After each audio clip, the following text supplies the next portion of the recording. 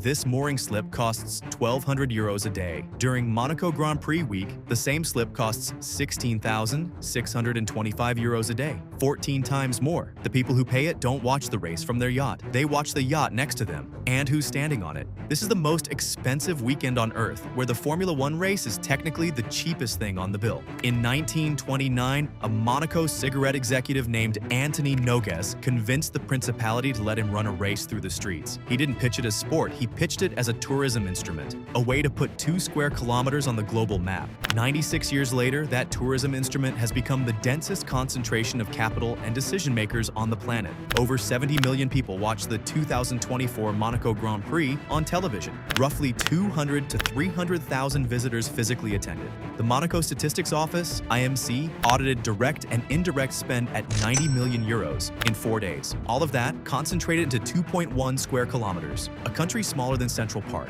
Here's the thing nobody says out loud. Monaco Grand Prix isn't a sports event with a luxury layer on top. It's the densest concentration of family offices, sovereign capital, hedge fund founders, and Fortune 500 CEOs on Earth. And the race is the legitimate reason every one of them has to be there at the same time. Davos has politicians, Cannes has media, the Met Gala has fashion, Monaco GP has the capital allocators, and once you see the room for what it is, the $300,000 price tag stops looking absurd. It starts looking like a bargain. So how does that $300,000 actually break down? 4 layers, and they're not what you think. Layer 1, visible, the race itself, $5,000 to $15,000. Grandstand seats run $700 to $1,800. F1 paddock club access, that's $15,000 a person for the weekend. Premium F1 experiences packages run up to $18,529. This is what shows up on Instagram. It's also less than 5% of the actual bill. This is geography. Hotel rates across Monaco jump 300 to 500% during race week. The May 2025 average daily rate hit 1,029 euros, and that's the average. 5-star suites at the Hôtel de Paris and the Hermitage clear 4,000 euros a night. Then there's the balcony economy. A private balcony rental on Boulevard Albert Premier, overlooking the circuit, runs 30,000 to 100,000 euros for the weekend. One verified case study, 85,000 euros for 15 to 20 guests. Single-day balcony access, 1,000 to 3,000 euros per person. And then there's the harbor. A standard mooring for a 60-meter yacht runs 1,200 euros a day in normal season. During the Grand Prix, 3,500 euros a day on average. Premium trackside berths, 100,000 euros for 5 days. Charter the yacht to go with it, $500,000 to $750,000 for the weekend. You're not buying a bed, you're buying a coordinate. Layer 3, connection. Whose table you're at. $50,000 to $150,000. This is the guest list. Private hospitality houses, Red Bull's Energy Station, Ferrari's Hospitality, Amber Lounge. Brand activations from Richard Mille, IWC, the entire LVMH portfolio. These aren't parties. They're sales floors with champagne. Restaurant tables at Cipriani, Sass Cafe, Louis XV, booked 6 months out by concierge teams. Prix-fix menus at top restaurants land at 150 to 300 euros a person.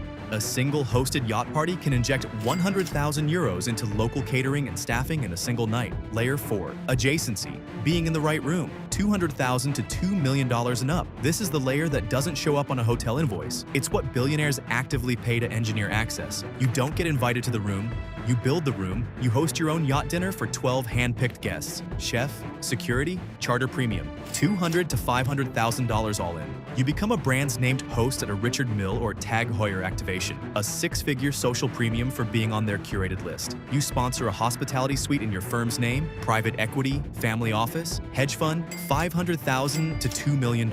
Justified as client entertainment. Layers 1 through 3 are the cost of admission. Layer 4 is the deal. So if Layer 4 is the deal, what deal? 5 reasons power actually goes to Monaco. None of them are about Formula One. 1. The adjacency premium. If you need to meet a Saudi sovereign wealth principal, a Singapore family office, and a German industrial heir in the same week, Monaco is the only address on Earth that delivers all 3 in 4 days. Inside 2 square kilometers, 2, the social alibi, a 90-minute coffee in Midtown is a meeting, a 4-hour lunch on a yacht during a Grand Prix weekend is a coincidence. Regulators don't read it as business. Journalists don't read it as business. Even rival firms don't. Nobody writes a Bloomberg headline about who you sat next to at SAS Cafe. 3. The post-race calendar. The investment industry has openly admitted what's going on. The WAIB Summit is scheduled June 9th and 10th, 2026 at One Monte Carlo. Immediately after the Grand Prix weekend, it explicitly brings together family offices, institutions, AI, Web3, and digital asset principles. The Monaco International Investment Forum, same window. Family office drinks events booked the days after the race. Quote, no pitching, curated conversations only. This isn't coincidence, it's a tell. The room is in town, schedule accordingly. 4. Tier signaling. In a world where every billionaire has a watch and a jet, the only luxury good left is who's hosting you. Richard Milley's guest list is not Tag Heuer's guest list. A sovereign delegation is not a Silicon Valley founder's circle. Which yacht you're invited on to signals which tier of capital you operate in. The signal is the asset. 5. Compounding visibility. The Lawrence Stroll case. Lawrence Stroll made his first fortune in fashion. Tommy Hilfiger, Michael Kors. In 2020, his consortium bought into Aston Martin for £182 million,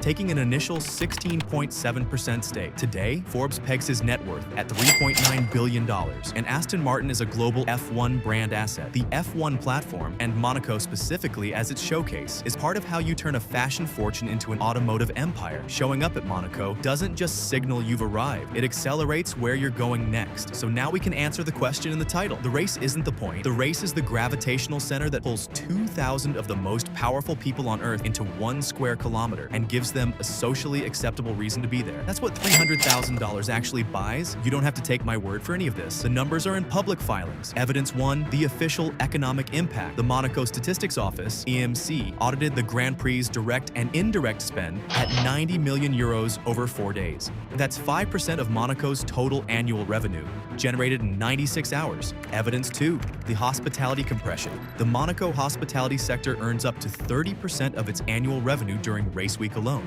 May 2025, RevPAR, revenue per available room, hit 774 euros, a 20% year-on-year jump for the entire principality. Evidence 3, the brand spend. LVMH signed a 10-year, $1 billion partnership with Formula One starting 2025. Louis Vuitton, Moet Hennessy, and Tag Heuer all activated. Tag Heuer became the first ever title sponsor of the Monaco Grand Prix itself. Oracle's partnership with Red Bull Racing, $300 million. F1's total sponsorship media value in the first half of 2025 alone, $665 million. And Monaco is consistently the highest yielding race weekend on the calendar.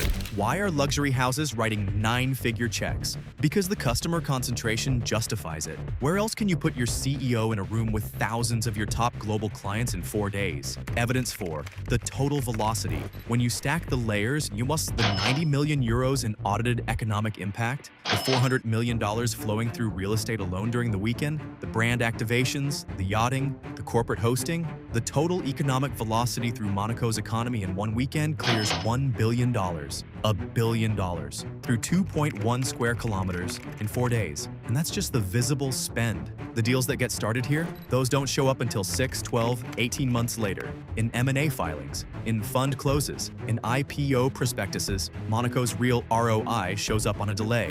So can anyone copy this? Saudi Arabia, Las Vegas, and Miami are all paying massive hosting fees. F1's new model puts hosting fees in the $35 to $55 million annual range. Trying to manufacture their own Monaco. Vegas built a track, Saudi built a stadium, Miami built a circuit around a stadium.